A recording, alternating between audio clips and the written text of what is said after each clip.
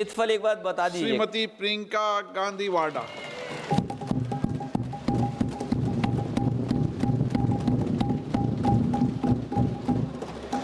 आदरणीय अध्यक्ष महोदय, मैं आपको धन्यवाद देना चाहती हूं कि इस महत्वपूर्ण मुद्दे पर आपने मुझे बोलने का मौका दिया। ये अलग बात है कि सत्ता पक्ष के लोग सब मेरे बोलने से पहले ही भाग गए। आइए आइए, आपको देख के मैं खुश थी कि आप वापस आ गए।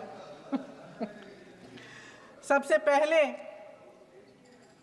मैं उन सैनिकों, उन जवानों, उन अफसरों को नमन करना चाहती हूँ जो हमारे देश के रेगिस्तानों में, हमारे देश के घने जंगलों में, बर्फीले पहाड़ियों पे हमारी देश की रक्षा करते हैं, जो हर पल देश के लिए अपनी जान देने के लिए तैयार रहते हैं।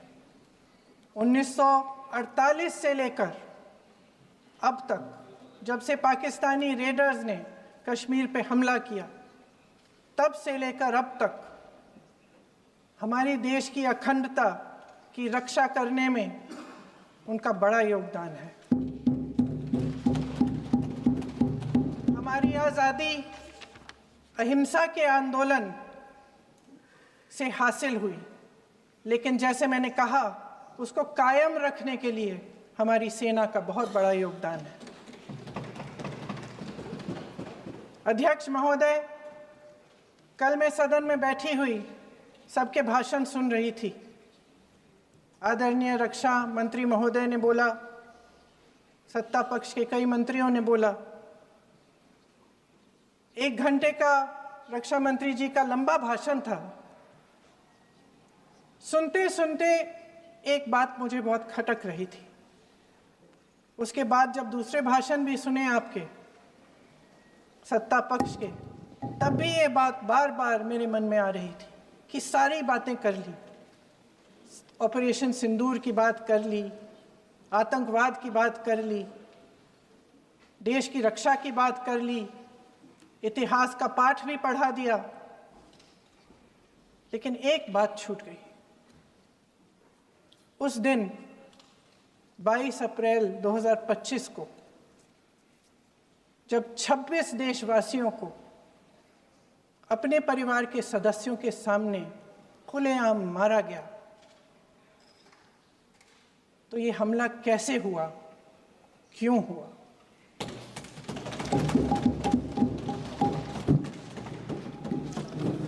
अध्यक्ष महोदय, ये लोग बैसारन वैली में, पहलगाम के पास कश्मीर में क्या कर रहे थे? आजकल पब्लिसिटी का दौर है, प्रचार का ज़माना है।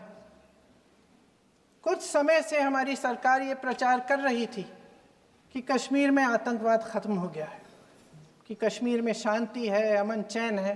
प्रधानमंत्री जी ने खूब भाषण दिए, देशवासियों को कहा कि चलिए कश्मीर चलिए, सैर करिए। कई बार मैंने ये भी देखा मीडिया पर, टीवी पर कि कश्मीर जाइए, ज़मीन खरीदिए, अब वहाँ अमन चैन है, शांति का वातावरण है। इसी बीच शुभम द्विवेदी, एक कानपुर के नौजवान, और उनके पूरे परिवार ने तय किया कि वो कश्मीर जाएंगे। शुभम द्विवेदी की 6 महीने पहले शादी हुई थी। उसकी पत्नी ने कहा कि उनके बीच एक ऐसा रिश्ता था, प्रेम और दोस्ती का ऐसा रिश्ता था कि वो एक दूसरे को बच्चों की तरह हंसाते थे। सोशल मीडिया पर एक वीडियो भी जारी है जिसमें पूरा परिवार एक साथ बैठा हुआ ताश खेल रहा है और ऐसे हंस रहे हैं कि उस वीडियो को देख के किसी का भी दिल टूट जाए कि इस परिवार को इस तरह से उजड़ने क्यों दिया हमने। 22 अप्रैल 2025 को बैसारन वैली में मौसम का मिजाज अच्छा था। जैसे हर रोज़ लगातार 1000 से 1500 लोग वहाँ पहुँचते थे, उसी तरह से उस दिन भी तमाम पर्यटक वहाँ पहुँचे। वहाँ का रास्ता आसान नहीं है अध्यक्ष महोदय जी, जंगल से जाना पड़ता है, पहाड़ों के बीच जाना पड़ता है, घोड़े से जाना पड़ता है। ये परिवार वहाँ पहुँचे, मौसम सुहाना था, उनके बच्चे ट्रैम्पोलिन पे खेल रहे थे, कोई जिपलाइन कर रहा था, कोई चाय पी रहा था, तो कोई कश्मीर की सुंदर वादियों की ठंडी हवा का मज़ा ले रहा था। शुभम अपनी पत्नी के साथ एक स्टॉल पे खड़े थे। तभी अचानक 4 आतंकवादी जंगल में से निकलते हैं और शुभम को वहीं अपनी पत्नी के सामने मार डालते हैं। उसके बाद वे वहाँ से पूरे वैली में 1 घंटे के लिए लोगों को चुन चुन कर मारते हैं। किसी के पति को अपनी पत्नी के आंखों के सामने, किसी के पिता को अपने बेटे के सामने, चुन चुन कर 26 लोगों को मार डालते हैं। शुभम की पत्नी घबराकर वहां से भागने की कोशिश करती है, अपनी जान बचाने के लिए जंगल की तरफ दौड़ती है। वहां पता चलता है कि तमाम लोग जंगल की तरफ दौड़े हैं और अपनी जान बचाने की कोशिश कर रहे हैं। कोई अपने बेटे का हाथ पकड़ के पहाड़ों पर घसीटता हुआ जा रहा है, कोई कश्मीरी घोड़े वालों और गाइडों की मदद लेते हुए चले जा रहा है। कोई रास्ता नहीं है, कोई तरीका नहीं है, लेकिन किसी न किसी तरह से शुभम की पत्नी के शब्दों में किसी ऐसी शक्ति ने हमको बचा कर रखा कि हमें किसी न किसी तरह से हम अकेले नीचे पहुंचे। और मैं उनके लफ्ज पढ़ना चाहती हूं, क्योंकि उन्होंने कहा कि इस पूरे समय जब 1 घंटे के लिए चुन चुन कर भारतीय नागरिकों को मारा जा रहा था, इस पूरे समय उसे एक सुरक्षाकर्मी नहीं दिखा, एक सैनिक नहीं दिखा।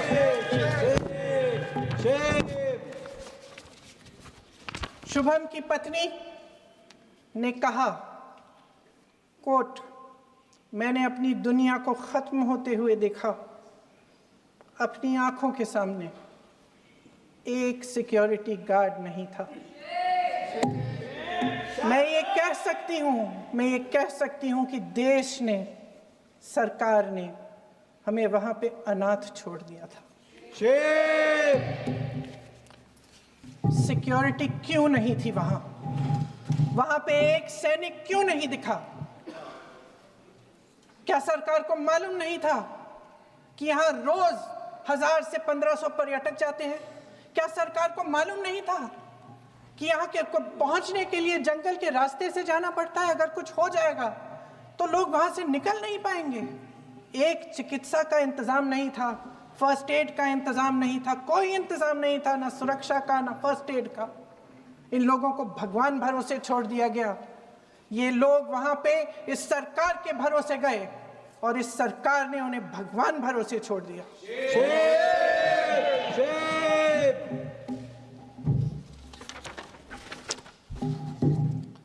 मैं पूछना चाहती हूं, ये किसकी जिम्मेदारी थी? इस देश के नागरिकों की सुरक्षा की जिम्मेदारी किसकी है? क्या इस देश के प्रधानमंत्री की नहीं है? क्या इस देश के गृह मंत्री की नहीं है? क्या इस देश के रक्षा मंत्री की नहीं है? क्या एनएसए की नहीं है? अध्यक्ष महोदय, पहलगाम हमले से सिर्फ 2 हफ्ते पहले हमारे गृह मंत्री महोदय जी कश्मीर गए थे। किस लिए गए थे? जो सुरक्षा की व्यवस्था है इसको देखने के लिए गए थे, इसको रिव्यू करने के लिए गए थे। और उन्होंने वहां कहा कि आतंकवाद पर विजय प्राप्त हुई है। ये 2 हफ्ते पहले है। 3 महीने बाद JNK के गवर्नर साहब एक आम इंटरव्यू में ऐसे ही चलते चलते कह देते हैं कि हाँ, बैसारन वैली में बहुत लापरवाही हुई और इसके लिए मैं जिम्मेदारी लेता हूँ। ऐसे ही चलते चलते, और वो बात होती है, ख़त्म भी वहाँ होती है और वहीं ख़त्म हो जाती है। उनसे जिम्मेदारी ली भी नहीं जाती, कोई सवाल नहीं उठाता, कोई जवाब नहीं देता। अध्यक्ष महोदय, उस हमले की जिम्मेदारी एक आतंकवादी गुट जिसका नाम टीआरएफ है थोड़े दिनों बाद लेती है। कौन है ये टीआरएफ? 2019 में ये गुट बना। 2020 में इसने कश्मीर में आतंकवाद का काम शुरू कर दिया और 2020 अप्रैल 2020 से लेकर 22 अप्रैल 2025 तक इन्होंने 25 आतंकवादी हमले किए। गृह मंत्री महोदय ने जब यूपीए सरकार के समय के आतंकवादी हमले गिने तो लगभग 25 गिनवाए थे अभी अपने भाषण में। इस गुट ने कश्मीर में 25 हमले 2020 और 2025 के अंदर एक पूरी लिस्ट है इन हमलों की। मेरे पास इतना समय नहीं है इसलिए मैं एक एक को नहीं पढ़ना चाहती, लेकिन मैं इतना कहूंगी कि इनमें रियासी का हमला भी था 2024 का, जिसमें 9 लोग मारे गए और 41 लोग घायल हुए। कुल मिलाकर 2020 से लेकर 22 अप्रैल 2025 तक टीआरएफ ने 41 सेना और सुरक्षा कर्मियों की हत्या की, 27 सिविलियन की हत्या की और 54 लोगों को घायल किया था। भारत सरकार ने टीआरएफ को आतंकवादी संगठन का दर्जा कब दिया? 2020 में दिया, 2021 में दिया, 2022 में दिया, 2023 में दिया। 3 साल बाद, 3 सालों के लिए ये आतंकवादी गतिविधियां कर रहे हैं और आप इनको आतंकवादी संगठन तब कहते हैं 2023 में? इसकी क्या वजह थी? ये सब सरकार के संज्ञान में था और आप मुझे बताना चाहते हैं, सत्ता पक्ष के नेता बताना चाहते हैं कि ये सब आपके संज्ञान में था, लेकिन कोई भी एक ऐसी एजेंसी नहीं है हमारी सरकार की जिसको पता चला कि ऐसा हमला, ऐसा भयानक हमला होने जा रहा है हमारे देश में, कि पाकिस्तान में बैठे हुए इस हमले की योजना बन रही है कि हम भारत जाके हैवानियत करेंगे, 26 लोगों को मार डालेंगे और हमें पता ही नहीं है। क्या ये हमारी एजेंसियों की विफलता है कि नहीं है? ये बहुत बड़ी विफलता है, ये एक बहुत बड़ी विफलता है। जानते थे कि ये गुट है, जानते थे कि 5 सालों से ये आतंकवादी हमले कर रहा है, अध्यापकों को मारा, आर्मी के बड़े बड़े अफसरों को मारा, आम जनता को मार डाला, पुलिस वालों को मार डाला, और आप इन पे निगरानी नहीं रख रहे थे। और ये जो एजेंसियां हैं इनकी जिम्मेदारी कौन लेगा? क्या आईबी चीफ ने अपना इस्तीफा दिया? क्या किसी ने इस्तीफा दिया? गृह मंत्री जी के कार्य क्षेत्र में आता है इंटेलिजेंस ब्यूरो। क्या गृह मंत्री जी ने इस्तीफा दिया? इस्तीफा छोड़िए, जिम्मेदारी ली।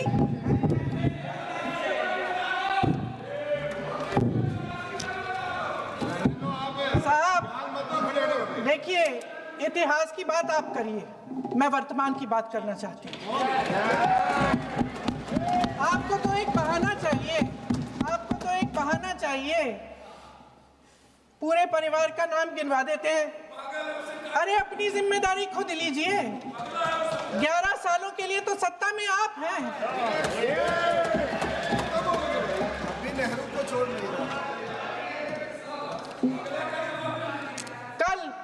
कल माननीय गौरव गोगोई जी ने अपने भाषण में पूछा गृह मंत्री जी से, क्या आपकी जिम्मेदारी नहीं थी? मैं देख रही थी। राजनाथ जी, रक्षा मंत्री जी यूं अपना सर हिला रहे थे, कुछ बोले नहीं। अंदर से ये महसूस हुआ होगा कि यहाँ कुछ जिम्मेदारी थी, लेकिन माननीय गृह मंत्री महोदय जी हंस रहे थे, वे हंस रहे थे।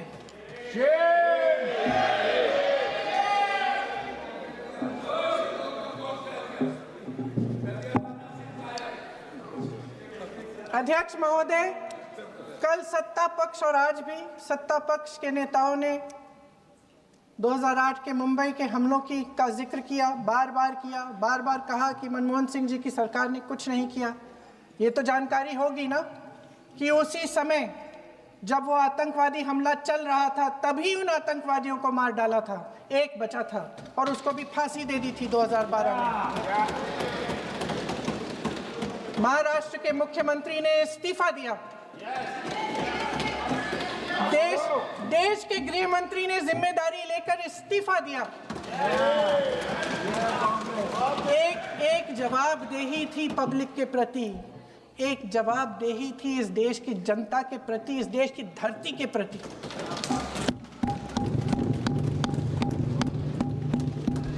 राजनाथ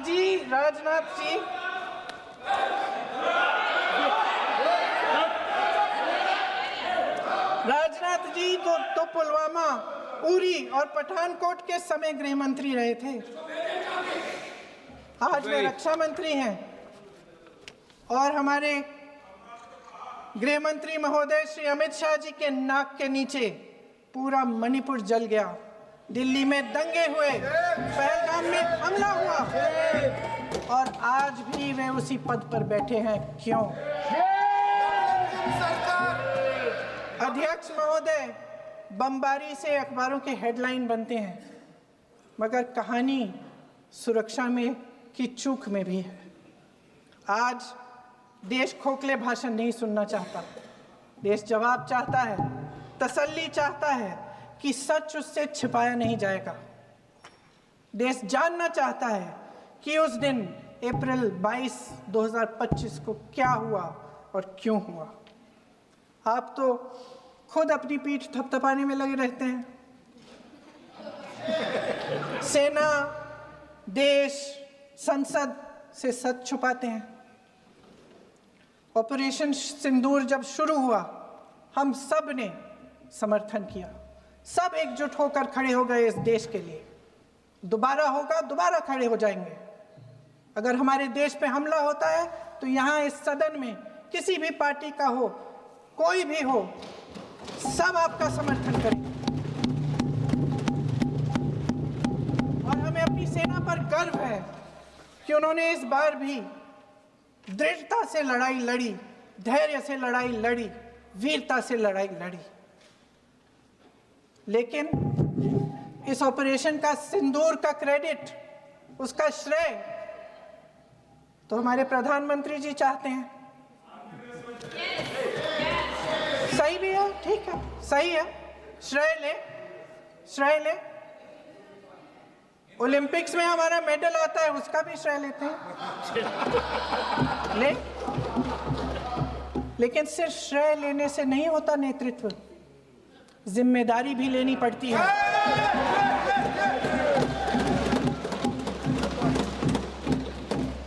देश के इतिहास में ये पहली बार हुआ, देश के इतिहास में ये पहली बार हुआ कि जंग होते होते ही रुक गई है जी। और इस रुकावट का ऐलान हमारी सरकार, हमारी सेना नहीं करती, अमेरिका के प्रेसिडेंट करते हैं, अमेरिका के राष्ट्रपति करते हैं। ये हमारे प्रधानमंत्री महोदय की गैर जिम्मेदारी का सबसे बड़ा प्रतीक है। आज गृह मंत्री जी ने इस बात पर उल्लेख किया। उन्होंने कहा, उनके शब्दों में उन्होंने कहा कि पाकिस्तान के पास शरण में आने के बजाय कोई चारा ही नहीं था। आपने शरण दिया क्यों? वो आते हैं आपके देश के अंदर, लोगों को मार डालते हैं और आप उनको शरण दे रहे हैं। क्यों दिया शरण? इसका जवाब क्यों नहीं दिया है एक भी भाषण में? जैसे ये बात उठी, शरण की बात की, हमारे गृह मंत्री जी ने इतिहास में चले गए। नेहरू ने क्या किया, इंदिरा गांधी ने क्या किया, यहां तक कि मेरी मां के आंसुओं तक चले गए। लेकिन इस सवाल का जवाब नहीं दिया कि ये सीज फायर हुआ क्यों, ये जंग रुका क्यों, और तब क्यों रुका जब दुश्मन के पास कोई चारा नहीं था हमारे श्रेय में आने के बजाय? क्यों रुका ये जंग? इसका जवाब नहीं दिया। धन्यवाद। आप देंगे?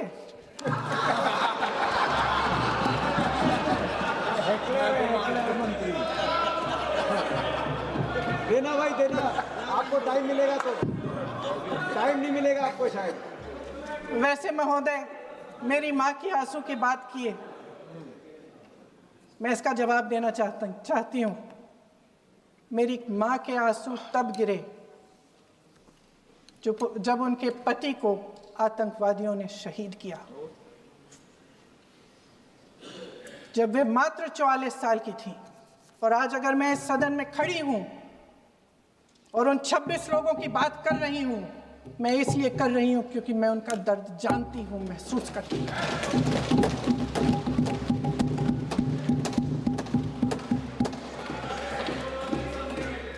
अध्यक्ष महोदय, मैंने कहा कि देश का नेतृत्व सिर्फ उपलब्धियों का श्रेय लेने से मजबूत नहीं होता। सफलता और विफलता दोनों की जिम्मेदारी लेने से बुलंद होता है।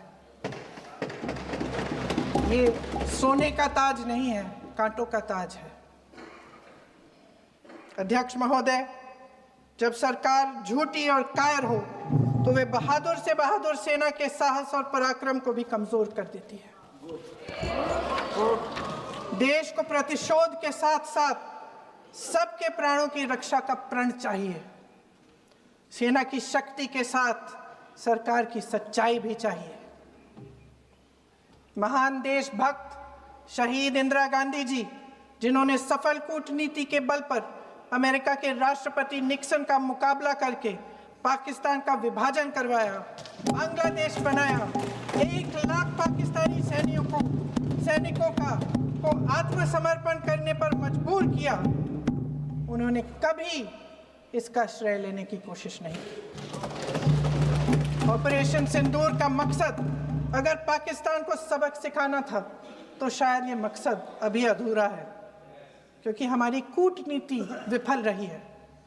इसका प्रमाण यही है कि ऑपरेशन सिंदूर के बाद एक पाकिस्तानी जनरल, जिसके हाथ खून से रंगे थे, अमेरिका के राष्ट्रपति के साथ बैठकर लंच खा रहे थे। अगर ऑपरेशन सिंदूर का मकसद आतंकवाद को खत्म करने का था तो पाकिस्तान को संयुक्त राष्ट्र के आतंकवाद विरोधी समिति का अध्यक्ष चुने जाने से इस मकसद को धक्का लगा है। इसकी जिम्मेदारी कौन लेगा? क्या हमारे प्रधानमंत्री लेंगे? क्या उनमें ये हिम्मत है? नहीं है। अगर इस ऑपरेशन के दौरान हमारे जहाजों का नुकसान नहीं हुआ तो सदन में इसे साफ साफ कहने से क्या डर है? क्यों नहीं कहा है? कल भी रक्षा मंत्री जी ने कहा कि हमारे इंफ्रास्ट्रक्चर का नुकसान नहीं हुआ, तो जहाजों के बारे में भी बता दें, साफ साफ बता दें, क्या हर्ज है? सच्चाई तो है। सवालों से बचने के लिए ये सरकार हमेशा प्रयास करती है। इसकी राजनीतिक कायरता बेमिसाल है। देशवासियों के प्रति जवाबदेही का एहसास ही नहीं है। सच्चाई ये है कि इनके दिल में जनता के लिए कोई जगह नहीं है। सब राजनीति है, सब पीआर है, सब प्रचार है, सब पब्लिसिटी है। देश की जनता के लिए आपके हृदय में कुछ नहीं रहा। बहुत समय हो गया है आप इस प्रचार में ही लिप्त हैं, जनता को देख नहीं पा रहे हैं। जी माननीय, जो पहलगाम में हुआ, खत्म करती हूँ, जो पहलगाम में हुआ उससे हर एक देशवासी के दिल पे चोट पहुंची है। हिमांशी नारवाल की गुहार ने हम सबको शर्मिंदा किया है। इसीलिए मैं आज यहाँ खड़े हुए एक आखिरी बात करना चाहती हूँ।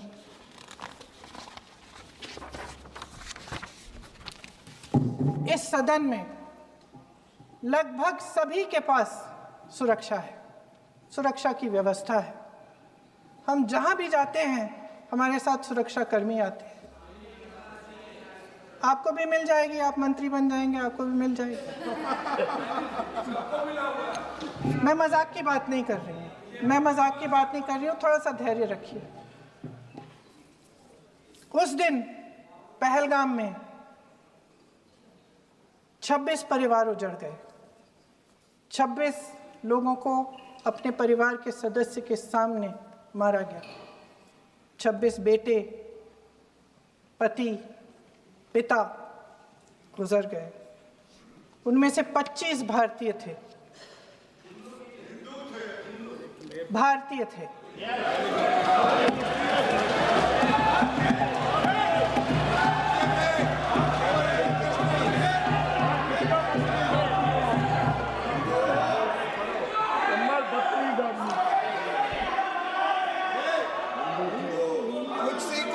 जितने भी लोग बैसारन वैली में थे और जो 25 भारतीय मारे गए, उनके लिए कोई सुरक्षा नहीं थी। कोई सुरक्षा नहीं थी। आप कितने भी ऑपरेशन कर डालें, आप इस सच्चाई के पीछे छुप नहीं सकते, इसे नकार नहीं सकते। आपने उनको सुरक्षित नहीं किया।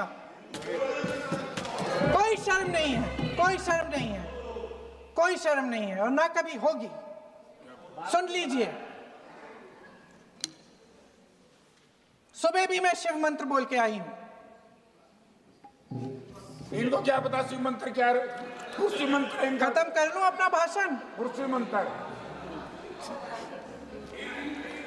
मैं एक बार उन 25 भारतीयों के चलिए चुप रही।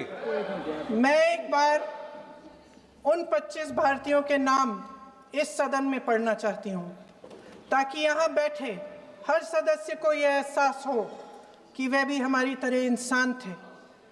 किसी राजनीतिक बिसात के मोहरे नहीं थे। वे भी इस देश के बेटे थे। वे भी इस देश के शहीद हैं। उनके परिजनों के प्रति हम सब की जवाबदेही बनती है। उन्हें सच्चाई जानने का हक है। समीर गुहा भारतीय, बिट्टन अधिकारी, मनीष रंजन, हेमंत सुहास जोशी, विनय नारवाल, सुशील नथनियल, अतुल श्रीकांत मोने, सैयद आदिल हुसैन शाह, नीरज वानी, एन रामचंद्रन, संजय लक्ष्मण लेले, मानिए प्लीज। दिनेश अग्रवाल, दिलीप दिल से, प्रशांत कुमार सतपति, JS चंद्रमौली। अब आप बोलिए, अब आराम से। JS चंद्रमौली, यतीश परमार, S मधुसूदन राव, माननीय सदस्य, नारेबाजी का सदन नहीं है। शैलेश कलाटिया, ये तरीका ठीक नहीं है आपका।